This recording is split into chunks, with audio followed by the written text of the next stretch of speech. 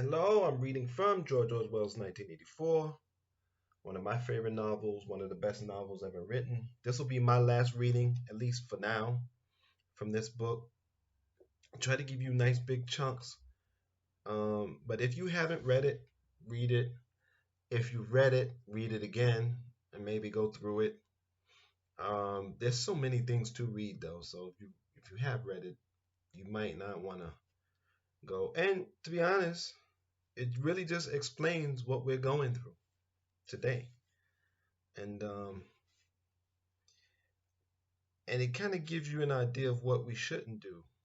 My thing is always, if someone tells you what a problem is and you ask them what's the solution, you usually don't really want to solve the problem, because the problem is usually do the opposite of what you're doing. Here's the problem. This is how we got here. Then people will say, well, what's the solution? You always pointing out the problem. Stay away from those people.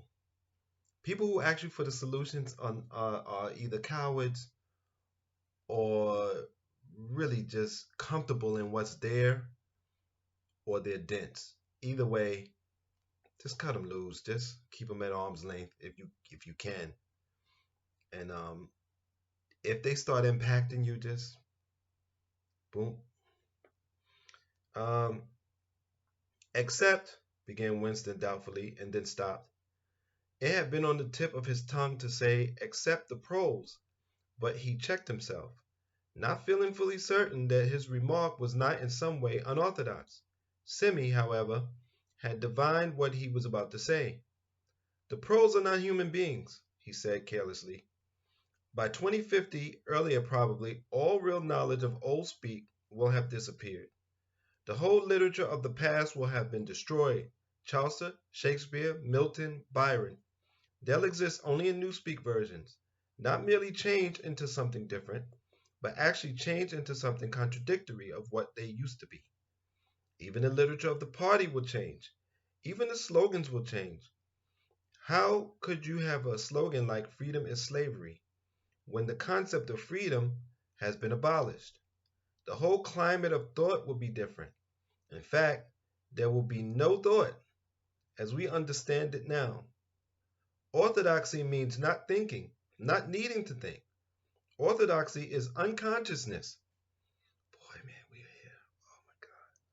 "One of these days," thought Winston, with sudden deep conviction, "Simi will be vaporized. He's too intelligent. He sees too clearly and speaks too plainly. The party does not like such people. One day he will disappear. It is written in his face." Winston had finished his bread and cheese. He turned a little sideways in his chair to drink his mug of coffee. At the table on his left, the man with the strident voice was still talking remorselessly away.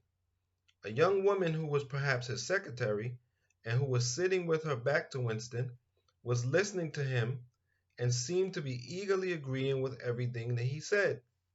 From time to time, Winston caught some such remark as, "I think you're so right," or "I do so agree with you," uttered in a youthful and rather silly feminine voice. But the other voice never stopped for an instant. Even when the girl was speaking, Winston knew the man by sight, though he knew no more about him than that he held some important post in the fiction department. He was a man of about 30, with a muscular throat and a large, mobile mouth. His head was thrown back a little, and because of the angle of which he was sitting, his spectacles caught the light and presented to Winston two blank discs instead of eyes. What was slightly horrible was that from the stream of sound that poured out of his mouth, it was almost impossible to distinguish a single word. Just once Winston caught a phrase, "complete and final elimination of Goldsteinism," jerked out very rapidly, and, as it seemed, all in one piece, like a line of typecast solid. For the rest, it was just a noise, a quack, quack, quacking, and yet, though you could not actually hear what the man was saying, you could not be in any doubts about its general nature. He might be denouncing Goldstein and demanding sterner measures against thought criminals and saboteurs. He might be fulminating against the atrocities of the Eurasian army. He might be praising Big Brother or the heroes of the Malabar Front. It made no difference. Whatever it was, you can be certain that every word of it was pure orthodoxy, pure ingsoc. As he watched the eyeless face with the jaw moving rapidly up and down, Winston had a curious feeling that this was not a real human being, but some kind of dummy. It was not the man's brain that was speaking, it was his larynx. The stuff that was coming out of him consisted of words, but it was not speech in the true sense. It was a noise uttered in unconsciousness, like the quacking of a duck. So, um, the library in Irvington still uses these, New Jersey, but it has great books in it. Some of these books, some of the really heavy books, have barely been cracked, which says something about the people in the town, but we won't go there. 1984, I have a course on this on my other platform, and I'm thinking about bringing that course to my Patreon. We'll see. The other platform actually pays more. For some reason, I can't get people to spend $3 to get to get access to a source of information that will help them homeschool themselves and their children. Go figure.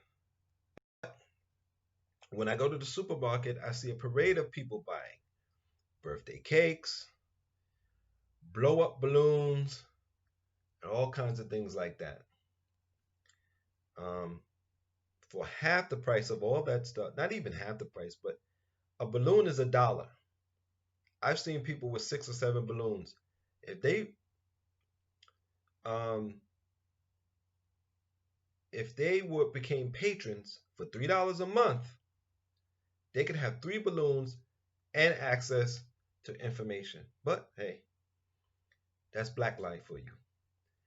Until next time, take care of your mind, take care of your body, and be safe.